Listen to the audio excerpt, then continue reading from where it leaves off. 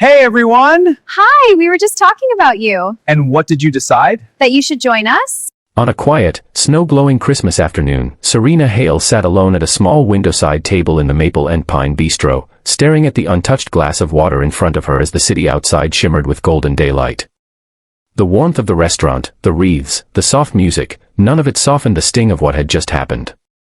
She had dressed her best, rehearsed her smile, and convinced herself that maybe, just maybe, this blind date could be the one moment life finally chose her instead of leaving her behind. But the men who walked in, gave her one quick glance, whispered something to the hostess, and walked straight back out into the snow without even approaching her table had shattered that fragile hope in seconds. It was almost impressive how quickly one moment could make a person feel small, unlovable, and utterly replaceable. Serena lowered her eyes, fighting the heaviness in her chest, trying not to cry in public, but the rejection felt so painfully familiar it almost stole her breath. If you believe kindness and second chances still matter in this world, please like, comment, share, and subscribe to Kindness Corner. And tell us in the comments where you're watching from. Serena leaned back slightly, staring at the empty chair across from her, wondering once again if she was simply meant to walk through life alone. She had spent the last 3 years rebuilding herself after losing her parents and ending a toxic relationship that drained the best parts of her. She worked as a junior interior designer, lived in a tiny apartment, and did her best to act like she had accepted her loneliness. But on days like this, when the world around her sparkled with families and love, the ache inside her grew heavier. Still, she reminded herself that she came here to try, because even wounded hearts deserve a chance. She just didn't know if she could keep trying after this. As she sat there collecting the courage to stand up and leave, something soft tugged at her thoughts. The faint sound of tiny boots stepping across the wooden floor made her glance up. 2 little girls, identical, maybe 3 years old, stood by her table wearing matching red Christmas dresses and holding identical stuffed bears. Serena blinked in surprise, almost confused by the sight. The first girl, slightly bolder, rested her chin on Serena's table, and the quieter one peeked from behind her sister's shoulder like she was hoping but not brave enough to hope too loudly. Their eyes were brilliantly blue, filled with a kind innocence Serena hadn't seen in a long time. And though she didn't know them, something in their small faces gently disarmed the sadness gripping her.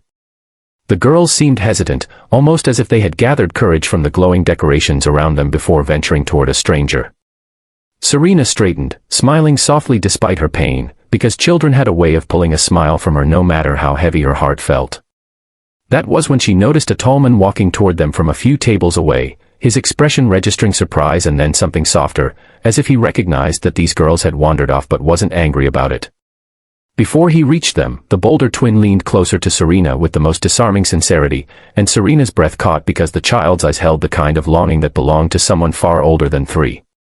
The moment stretched quietly, as if the world paused to listen. Serena felt her chest tighten in a way she wasn't prepared for, because it wasn't just a child's curiosity she saw in their faces. It was something deeper, almost like they sensed her loneliness, like children somehow always do. And then the realization struck her like sunlight breaking through a cloud: these 2 little girls hadn't come to her by accident.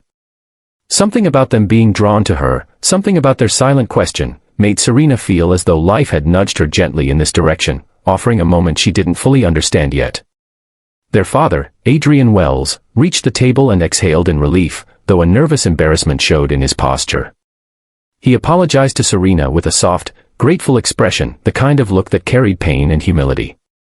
He introduced himself and his daughters, Mary and Lainey, explaining they had just moved to the city and Christmas this year had been different, quieter, harder, after a loss that still lived in their home like a shadow. Serena listened, absorbing the weight behind his words, feeling a sudden ache in her heart for a family she had only just met. In the daylight streaming through the windows, she saw a man doing his best but carrying far more grief than he let show. Adrian noticed Serena's tear-rimmed eyes, and when she admitted what had just happened to her, he looked at her with a softness that surprised her. He asked her if she'd like company so she wouldn't have to spend Christmas afternoon alone. The twins instantly nodded with hopeful enthusiasm, as if the idea had been theirs all along.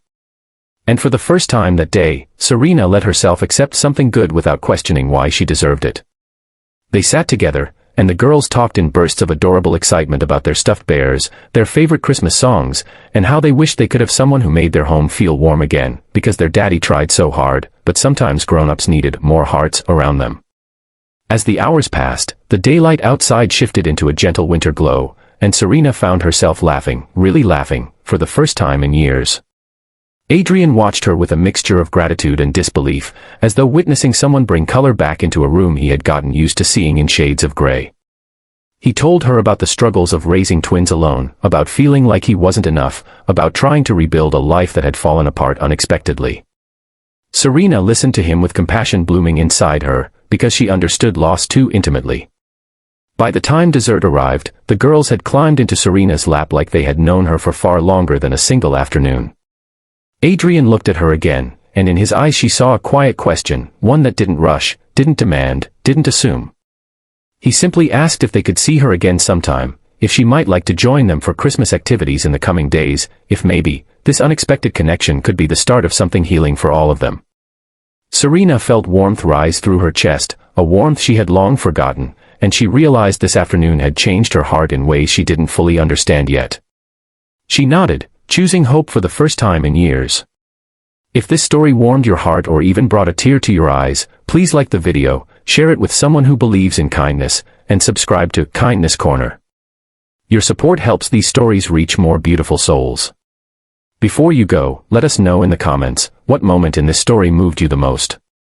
And as Serena stepped out of the restaurant that evening, with the twins waving eagerly from the doorway and Adrian offering her a gentle, hopeful smile, she realized something she never expected to learn that Christmas afternoon: rejection sometimes places you exactly where you are meant to be, because life may take away what isn't right, just to guide you toward the family you didn't even know your heart was waiting for.